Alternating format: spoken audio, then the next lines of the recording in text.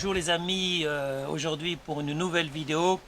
Aujourd'hui nous sommes mercredi 30 septembre 2020 et j'ai pas mal de choses à vous dire. Tout d'abord, comme d'habitude, je vais boire un peu d'eau. Enfin, je vais remplir mon verre d'eau et de temps en temps je boirai un peu d'eau. Donc pour changer de l'eau normale, de l'eau plate, donc ce matin je suis à l'eau minérale gazeuse. Donc, placement de produit, il s'agit de l'eau Badois. Voilà, l'eau Badois, ceci est un placement de produit, merci. Merci Badois. Donc, c'était pour vous dire que je buvais ce matin de l'eau minérale gazeuse. Et c'est très très bon. Donc, on est, comme je l'ai dit, mercredi 30 septembre 2020. Donc, on est bientôt à la fin du mois, puisque demain, on sera le 1er octobre. Et comme je vous l'ai dit, en fait, j'ai pas mal de choses à vous dire. Donc normalement, je mange pas à partir, enfin je mange à partir de midi, donc je mange pas le matin, je mange pas la nuit, je mange pas le matin, donc je recommence à manger à partir de midi exactement. Ce matin, exceptionnellement, j'étais à Lidl et j'ai trouvé des huîtres donc à Lidl et j'en ai mangé des huîtres bien fraîches, donc ça m'a fait plaisir, ça m'a fait du bien. Donc comme vous le savez, on va partir avec les actualités du jour que je récupère sur internet à partir de mes téléphones portables. Donc j'ai deux téléphones portables devant moi. Un c'est les actualités de Google, voilà. Et l'autre c'est les actualités de Alerte Info, voilà. Donc Alerte Info d'un côté et Google de l'autre.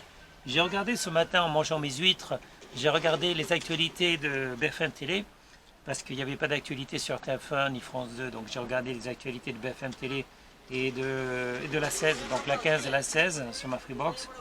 Et je peux vous dire qu'il n'y avait rien de très très intéressant à part le débat sur les virus. Donc on parlait de quoi? On parlait dans les débats de la 15 et de la 16, BFM Télévision et iTélé je crois, on parlait du possible confinement, déjà du confinement de Marseille, de la ville de Marseille, du probable confinement aussi de la ville de Paris et aussi du confinement général en France. Donc toujours l'impossibilité de quitter l'Europe, l'impossibilité de quitter la France pour aller dans un pays étranger comme les Philippines pour ma part. Donc malheureusement je ne sais pas quand est-ce que je pourrai retourner aux Philippines ou dans un autre pays d'Asie, puisque d'un côté l'Asie protège effectivement sa population des étrangers, donc ils limitent la possibilité aux étrangers de venir chez eux. Donc aux Philippines c'est le confinement également, le lockdown. Et en France, nos gouvernements nous empêchent de venir, de partir en fait, de quitter la France, de quitter l'Europe pour aller dans des pays étrangers. Donc deux faits qui fait que je ne sais pas quand est-ce que je pourrai retourner dans les pays d'Asie pour passer mes vacances. Donc comme j'ai pas le choix, je suis en France, je reste en France pour l'instant et on va essayer de vivre ça au mieux. J'ai entendu, je crois que c'était le Premier ministre, parler du fait qu'il avait eu le Covid-19. Alors avant on disait le Covid, maintenant on dit la Covid-19. Donc c'est comme pour les masques. Avant le gouvernement disait qu'il était interdit d'acheter des masques et qu'il nous conseillait vivement de ne pas porter de masque. Mais ça c'était avant. Ensuite le gouvernement nous a obligés à porter des masques. Donc au lieu de donner des conseils, le gouvernement donne des obligations. Interdiction de porter des masques, puis obligation de porter des masques. Et comme je l'ai dit, je ne suis pas d'accord avec le gouvernement, puisque moi je pars du principe qu'il vaut mieux donner des conseils plutôt que des obligations. Donc vous conseillez aux gens de porter des masques, surtout dans des lieux clos. Vous leur dites éventuellement que c'est inutile à l'extérieur, par exemple dans les parcs, dans les squares, c'est inutile de porter des masques, puisque c'est la charge virale qui importe, et la charge virale est 20 fois inférieure à l'extérieur qu'à l'intérieur. Donc si vous faites un barbecue en famille ou avec des amis, il faut le faire dehors, il ne faut pas le faire dedans. Donc si vous confinez les gens, évidemment vous avez un risque de les rendre malades. Donc confiner des gens qui sont en bonne santé, c'est un risque de les rendre malades. On sait deux choses, on est certain de plusieurs choses en fait. Qu'est-ce qui rend les gens susceptibles de tomber malades face à un virus, quel que soit le virus? Premièrement, c'est le stress. Si vous stressez les gens comme le gouvernement l'a fait en annonçant tous les jours le nombre de morts dans le pays, en vous disant attention, c'est dangereux, c'est la guerre, le virus va tuer tout le monde, etc. Vous stressez les gens. Bon, c'est surtout les personnes âgées qui vont stresser. Les gens comme moi ne sont pas stressés parce qu'on sait très bien que c'est du blablabla, c'est de la connerie, c'est juste le gouvernement qui veut faire peur. Mais voilà, donc il y a eu le témoignage ce matin sur BFM Télévision des premiers ministres qui disait qu'il a eu le Covid-19, la Covid-19, moi aussi je l'ai eu. Donc mon témoignage concernant la Covid-19, c'est que je l'ai eu pendant 6 semaines et c'était pas plus dangereux qu'une simple grippe. Donc la Covid-19 m'a pas empêché d'aller travailler tous les jours, toutes les nuits en fait. J'ai simplement dit à mes collègues de ne pas me toucher, de ne pas me serrer la main. Donc pendant 6 semaines, j'ai demandé à mes collègues de ne pas me serrer la main, de ne pas m'approcher. Je leur ai dit que j'étais malade. Et j'ai pris notamment de la vitamine C. Voilà, la vitamine C. Comme je sortais dehors, j'avais le soleil qui me permettait d'avoir une synthèse, de synthétiser la vitamine D. Sinon, j'ai de la vitamine D3. La vitamine D3, c'est la vitamine qu'on peut acheter et qui vous permet d'avoir votre stock de vitamine D qui permet une meilleure assimilation du calcium. Donc ça, c'est bon pour les os. C'est bon pour le système immunitaire, c'est bon pour les os. Vitamine D3 qui est extraite de la laine de mouton, là c'est du 2008, ou qui est extraite de poisson gras, là c'est 5008, sachant qu'il ne faut pas dépasser la dose de 5008. Donc le dernier médecin à Paris m'a conseillé de dire aux internautes, aux gens qui regardent mes vidéos, surtout faites attention à la vitamine D. La vitamine D, il ne faut pas en prendre trop à la fois. Donc moi ce que je conseille, c'est la dose journalière ne doit pas dépasser 5008. Généralement, si vous allez dehors, soit vous n'en avez pas besoin parce que c'est l'été et vous allez dehors suffisamment longtemps, soit vous prenez simplement 2008, ça suffira amplement.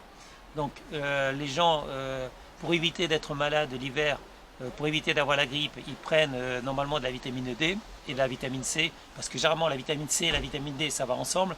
Ça vous permet d'avoir de meilleures défenses immunitaires.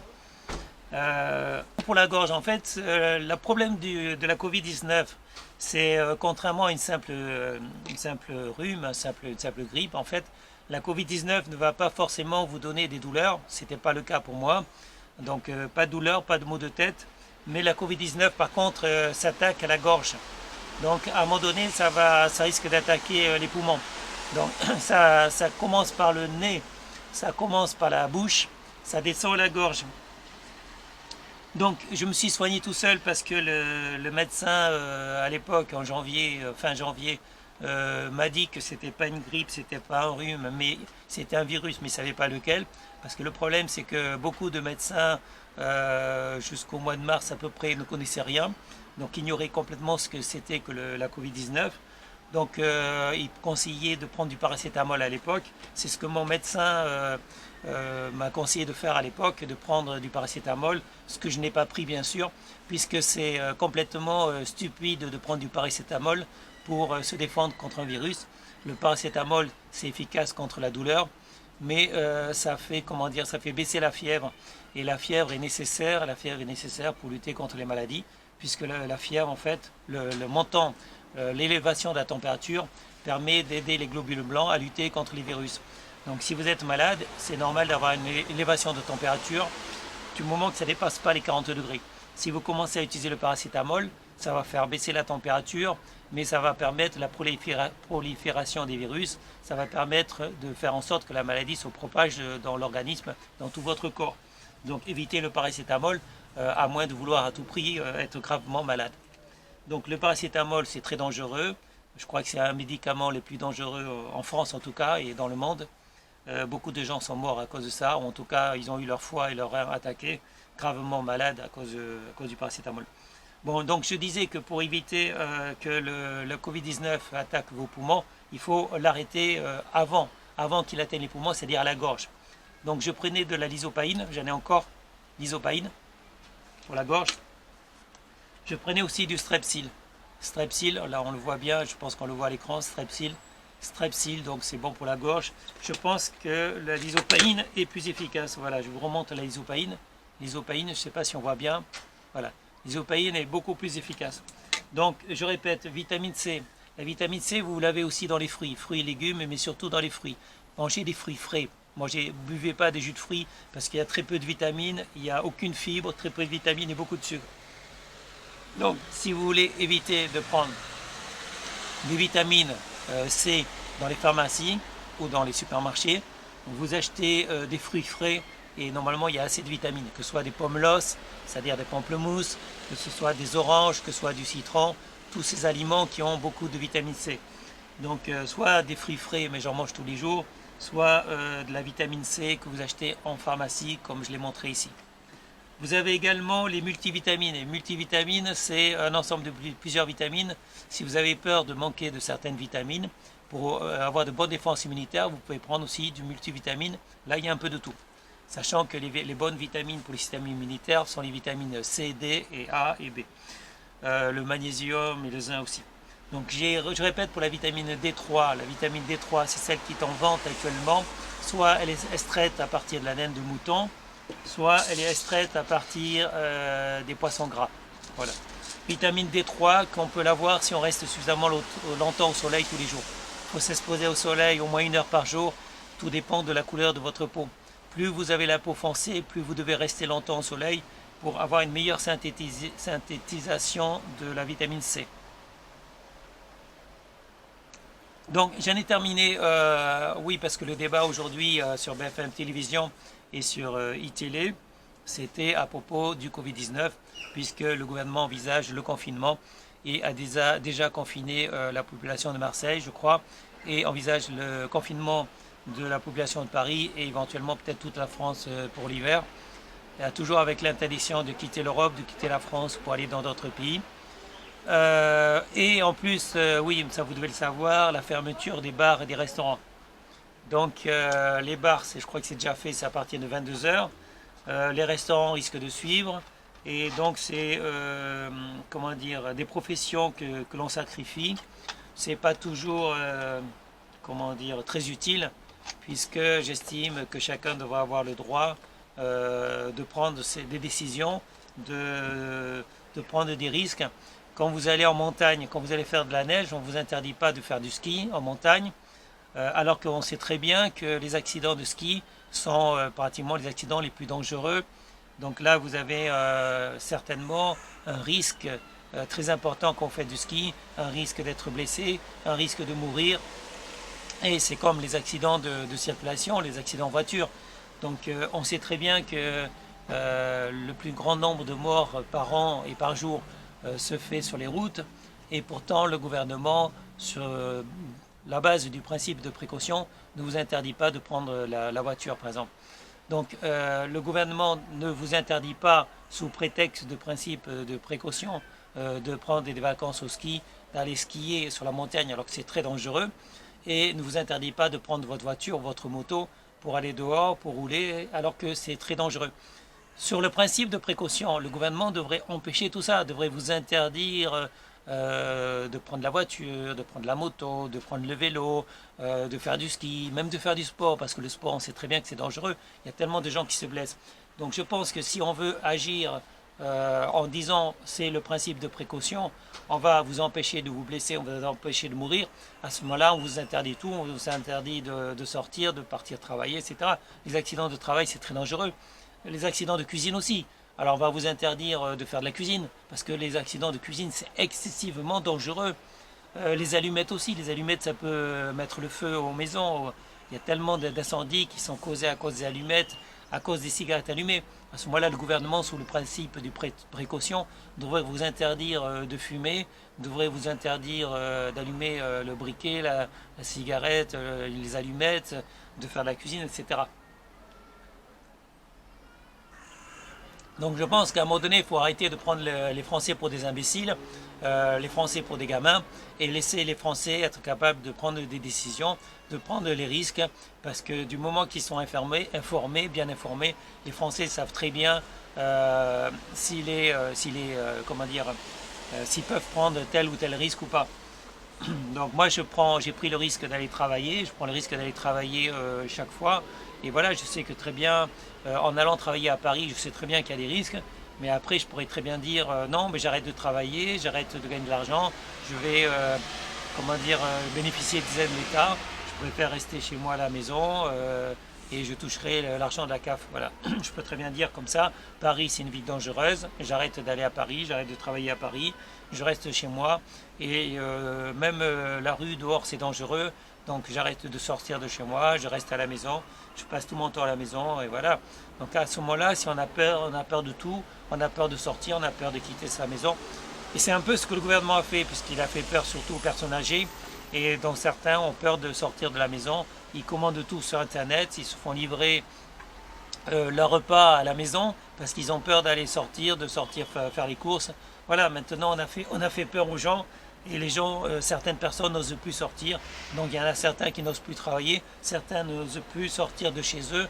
Donc il faut arrêter parce que c'est le stress qui va tuer les gens. C'est pas la maladie, c'est pas la Covid-19.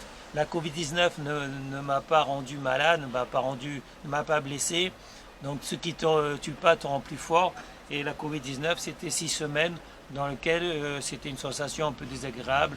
Le nez qui était pris, un peu, enfin le nez qui coulait, etc. La toux, surtout la toux en fait. La toux était embêtante en fait. Mais la Covid-19, c'était pas plus dangereux qu'un simple rhume. Donc il faut arrêter de faire croire aux gens que la Covid-19, que le coronavirus va les tuer. Ça va vous tuer simplement si vous êtes déjà malade. Donc si vous avez déjà un cancer, si vous êtes un fumeur, si vous êtes déjà en surpoids, si vous avez des risques de mortalité déjà en vous, vous allez mourir. Mais vous n'allez pas mourir forcément à cause du coronavirus. Vous allez mourir parce que de toute façon, vous êtes déjà malade. Votre corps est malade, donc forcément vous allez mourir. Le coronavirus passe par là, donc le coronavirus profite du fait que vous étiez déjà malade, vous avez le cancer, vous avez le sida, vous avez une maladie, n'importe quelle maladie, le coronavirus s'ajoute à ça, et donc c'est un facteur qui va aggraver en fait votre état de maladie, mais en fait c'est simplement parce que vous faites, je sais pas moi, vous faites 150 kilos pour 1m80, ou 200 kilos, enfin je sais pas moi, vous êtes en surpoids, vous êtes malade, et si vous n'allez pas mourir maintenant, vous allez mourir dans un an. Donc de toute façon, à un moment donné, vous allez mourir, voilà. Donc si vous êtes en bonne santé comme moi, donc pour rappel, je mesure 1m75, je pèse 68 kg sans les vêtements et 69 kg avec les vêtements, donc 68 sans les vêtements, 69 kg avec les vêtements, je mesure 1m75 et j'ai 57 ans, bientôt 58.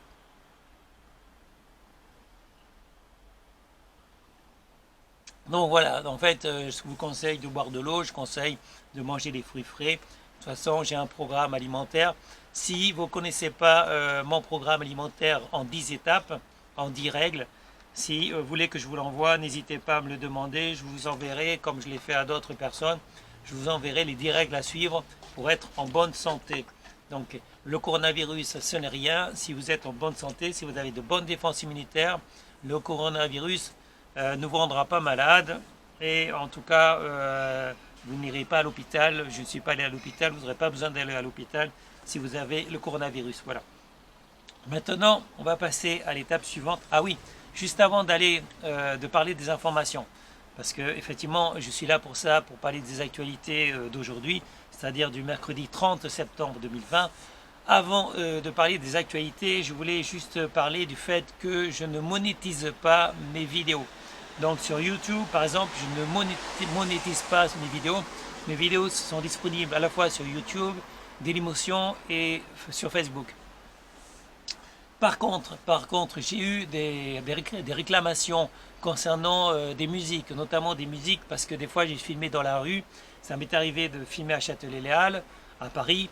Ça m'est arrivé de filmer en Thaïlande, de filmer aux Philippines. En Thaïlande, aux Philippines ou à Paris, j'ai eu des réclamations parce qu'on entendait de la musique dans la rue. On entendait, bon, des fois aux Philippines, il y avait, comment dire, on dansait, il y avait la danse, il y avait la musique. Et donc il suffit qu'une société, comme c'est souvent le cas, réclame les droits sur la vidéo, donc réclame la totalité des droits sur votre vidéo que vous avez tournée et qui contient juste une petite partie de leur musique, quelques peut-être secondes ou quelques minutes de musique dans la rue, et par un programme qu'ils ont sur YouTube qui permet une reconnaissance automatique de leur musique, ces grandes entreprises, eh bien, elles gagnent de l'argent comme ça. Elles gagnent de l'argent en faisant valoir leurs droits, en disant voilà, ces youtubeurs utilisent ma musique. Donc ça se fait pas sur Dailymotion. Sur Facebook et Dailymotion, ça se fait pas. Ça concerne YouTube uniquement. Donc je disais sur YouTube, ces grandes entreprises en fait qui vendent plus de musique, en fait, ils vendent plus de disques, ils vendent plus de CD. En fait, ont trouvé un autre moyen de gagner de l'argent en monétisant les vidéos qui ne sont pas faites par eux.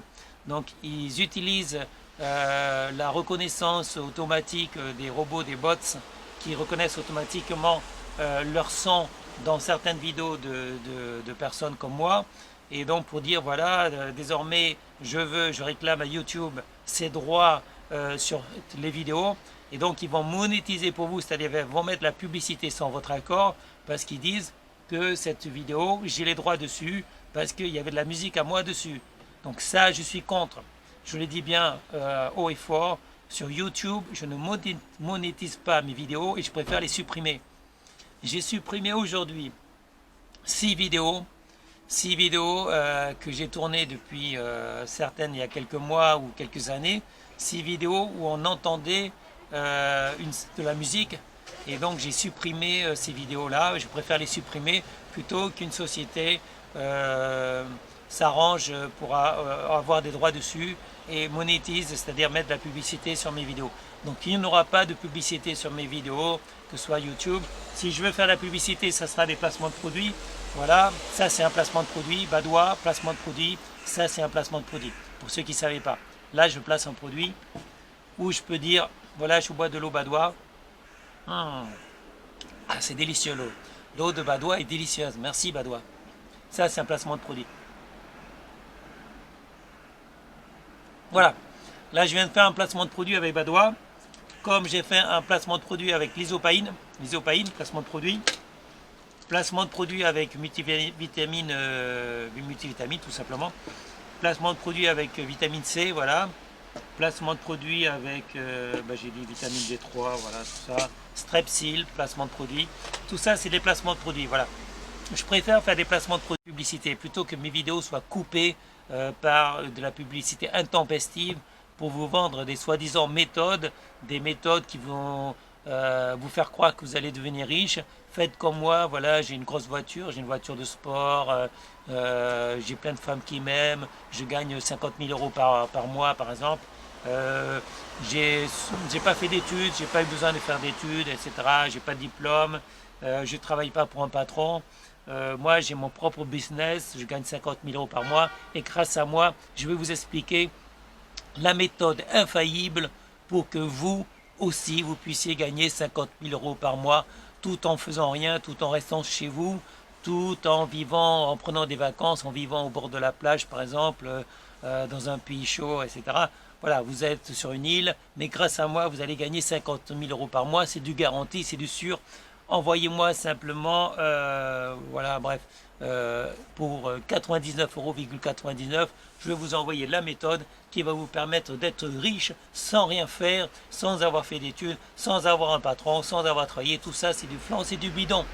Mais il y a toujours des gens qui y croient, et moi j'ai rencontré un collègue, un ami, en fait, qui y croyait et qui a dépensé pas mal d'argent pour des stages, pour des formations comme ça. Cela n'a pas permis effectivement de devenir riche. Donc tout ça c'est du bidon, c'est du flan. Ces gens-là, ils sont quand même hyper connus. Ils achètent de la publicité, ils achètent des magazines, ils achètent des couvertures de magazines plutôt, pour montrer qu'ils sont sur Forbes, qu'ils sont sur, je sais pas, sur des trucs connus comme ça, pour faire croire qu'ils sont des trucs connus, mais en fait c'est des publicités qui sont achetées. Voilà. Donc tout ça c'est du bidon et il n'y aura pas de bidonnage dans mes vidéos, il n'y aura pas de publicité dans mes vidéos. Donc ça sera une vidéo peut-être assez longue aujourd'hui. Je pense qu'on va dépasser les 30 minutes. D'ailleurs, peut-être qu'on va faire une coupure maintenant. Je vais faire cette vidéo en 2 fois. Donc je vais couper maintenant et je vais faire la deuxième partie d'ici quelques petites secondes.